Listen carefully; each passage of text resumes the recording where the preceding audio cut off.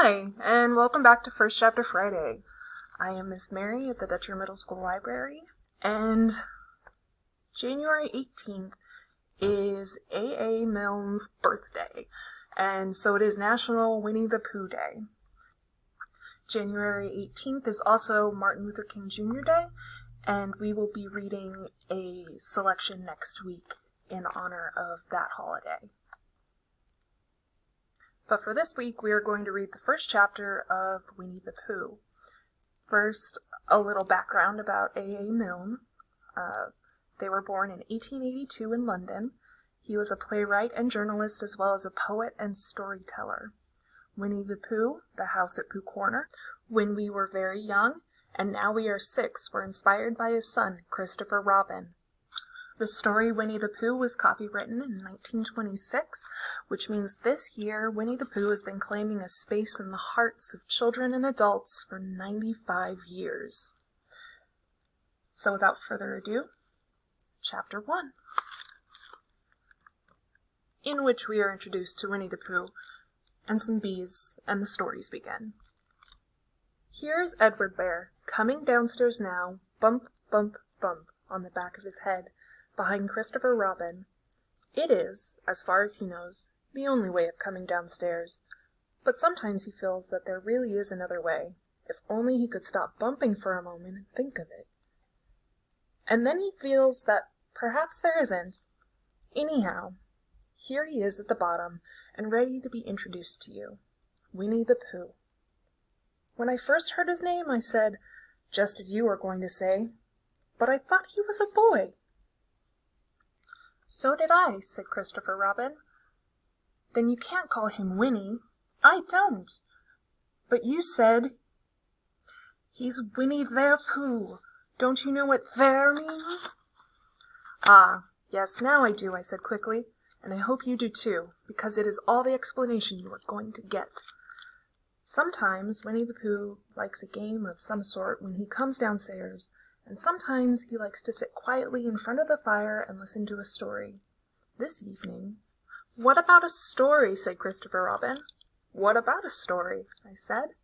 Could you very sweetly tell Winnie the Pooh one? I suppose I could, I said. What sort of stories does he like? About himself, because he's that sort of a bear. Oh, I see. So could you very sweetly? I'll try, I said. So I tried. Once upon a time, a very long time ago, now about last Friday, Winnie the Pooh lived in a forest all by himself under the name of Sanders. What does under the name mean? Asked Christopher Robin. It means he had the name over the door in gold letters and lived under it. Winnie the Pooh wasn't quite sure, said Christopher Robin. Now I am, said a growly voice. Then I will go on, said I.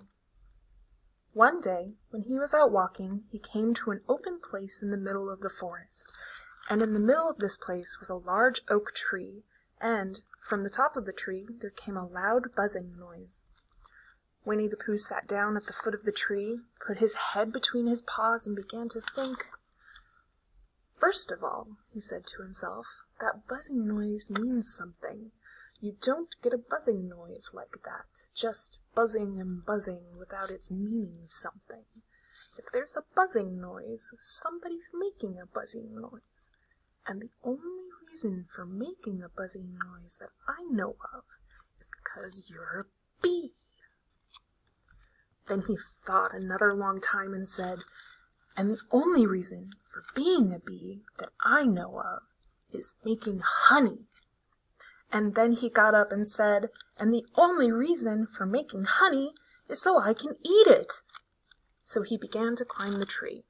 He climbed and he climbed and he climbed, and as he climbed he sang a little song to himself. It went like this. Isn't it funny how a bear likes honey? Buzz, buzz, buzz, I wonder why he does. Then he climbed a little further and a little further, and then just a little further. By that time he had thought of another song. It's a very funny thought that, if bears were bees, they build their nests at the bottom of trees. And that being so, if the bees were bears, we shouldn't have to climb up all these stairs. He was getting rather tired by this time, so that is why he sang a complaining song. He was nearly there now. If he just stood on that branch— Crack! "Oh, help!" said Pooh as he dropped 10 feet on the branch below him. "If only I hadn't," he said as he bounced 20 feet to the next branch. "You see what I meant to do," he explained as he turned head over heels and crashed onto another branch 30 feet below. "What I meant to do, of course it was rather," he admitted, as he slithered very quickly through the next 6 branches. "It all comes, I suppose," he decided as he said goodbye to the last branch, spun round 3 times, and flew gracefully into a gorse bush. "It all comes of liking honey so much. Oh, help!" He crawled out of the gorse bush, brushed the prickles from his nose, and began to think again. And the first person he thought of was Christopher Robin. "Was that me?" said Christopher Robin in an odd voice, hardly daring to believe it. "That was you." Christopher Robin said nothing, but his eyes got larger and larger, and his face got pinker and pinker. So Winnie the Pooh went round to his friend Christopher Robin, who lived behind a green door in another part of the forest. "Good morning, Christopher Robin," he said. "Good morning, Winnie the Pooh," said Hugh. "I wonder if you've got such a thing as a balloon about you." "A balloon?" "Yes. I just said to myself coming along, I wonder if Christopher Robin has such a thing as a balloon about him. I just said it to myself thinking of balloons and wondering." "What do you want a balloon for?" you said. Winnie the Pooh looked round to see that nobody was listening, put his paw to his mouth, and said in a deep whisper, "Honey." "But you don't get honey with balloons." "I do," said Pooh. "Well, it just happened that you had been to a party the day before at the house of your friend Piglet, and you had balloons at the party. You had had a big green balloon, and one of Rabbit's relations had had a big blue one, and had left it behind, being really too young to go to a party at all, and so you brought the green one and the blue one home with you. Which one would you like?" he asked Pooh. He put his head between his paws and thought very carefully. "It's like this," he said. "When you go after honey with the balloon, the great thing is not to let the bees know you're coming. Now, if you have a green balloon, they might think you were only part of the tree and not notice you. And if you have a blue balloon, they might think you are only part of the sky and not notice you. And the question is, which is most likely?" "Wouldn't they notice you underneath the balloon?" you asked.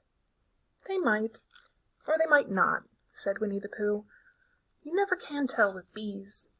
He thought for a moment and said, "I shall try to look like a small black cloud.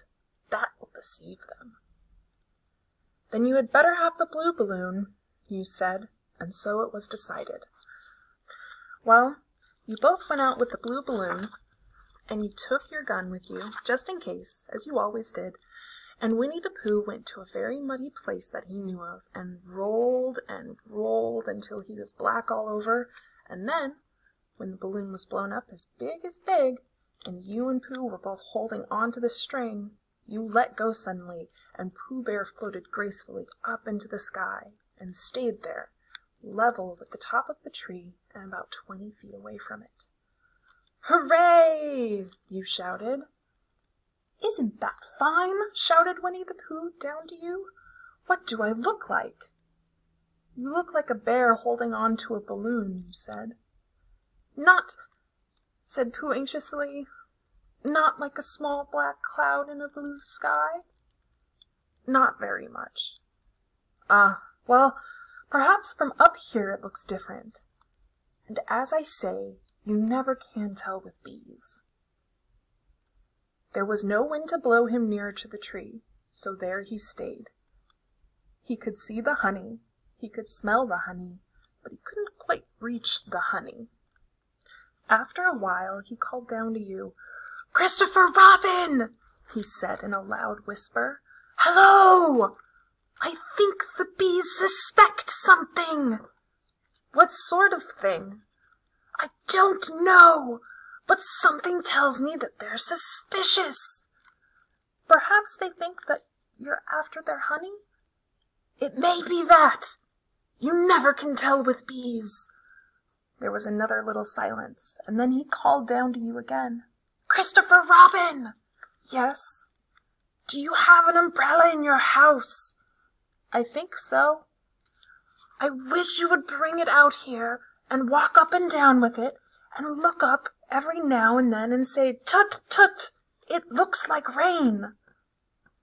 I think if you did that, it would help the deception which we are practicing on these bees. Well, you laughed to yourself. Silly old bear. But you didn't say it aloud because you were so fond of him, and you went home for your umbrella. "Oh, there you are!" called down Winnie the Pooh as soon as you got back to the tree. "I was beginning to get anxious. I have discovered that the bees are now definitely suspicious." "Shall I put my umbrella up?"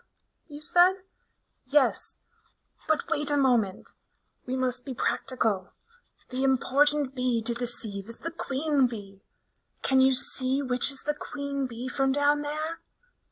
"No." "A pity.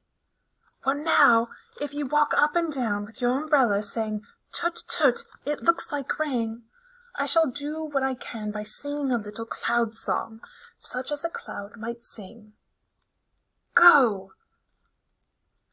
So while you walked up and down and wondered if it would rain, Winnie the Pooh sang this song. "How sweet to be a cloud, floating in the blue. Every little cloud always sings aloud. How sweet to be a cloud, floating in the blue. It makes him very proud to be a little cloud." The bees were still buzzing as suspiciously as ever. Some of them, indeed, left their nest and flew all around the cloud as it began the second verse of this song. And one bee sat down on the nose of the cloud for a moment, and then got up again. "Christopher, ow! Robin!"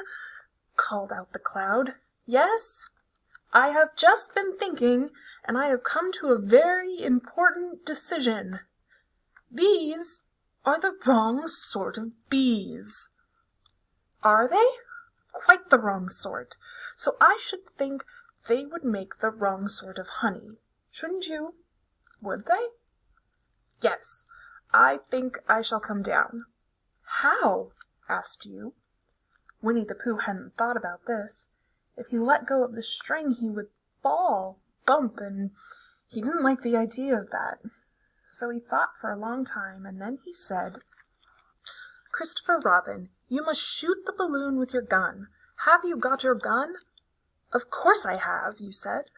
"But if I do that, it will spoil the balloon," you said.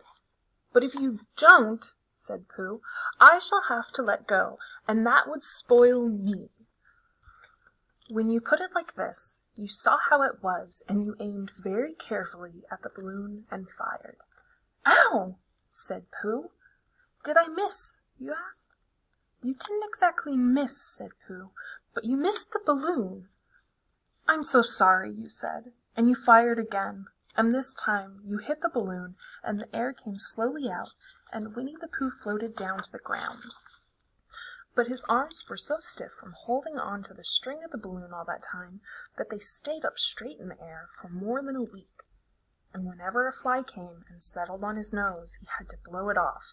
And I think, but I am not sure, that is why he was always called Pooh. "Is that the end of the story?" asked Christopher Robin. "That's the end of that one. There are others. About Pooh and me? And Piglet and Rabbit, and all of you. Don't you remember?" "I do remember. And then, when I try to remember, I forget. That day when Pooh and Piglet tried to catch the Heffalump, they didn't catch it, did they? No. Pooh couldn't, because he hasn't any brain. Did I catch it? Well, that comes into the story. Christopher Robin nodded. I do remember, he said. Only Pooh doesn't very well, so that's why he likes having it told to him again, because then it's a real story, and not just a remembering. That's just how I feel, I said. Christopher Robin gave a deep sigh, picked his bear up by the leg, and walked off to the door, trailing Pooh behind him. At the door he turned and said, "Coming to see me have my bath?" "I might," I said. "I didn't hurt him when I shot him, did I?" "Not a bit." He nodded and went out, and in a moment I heard Winnie the Pooh bump, bump, bump, going up the stairs behind him. And that is the end of Chapter 1 of A.A. Milne's Winnie the Pooh. As always, this book is available for checkout at the Dutcher Middle School Library.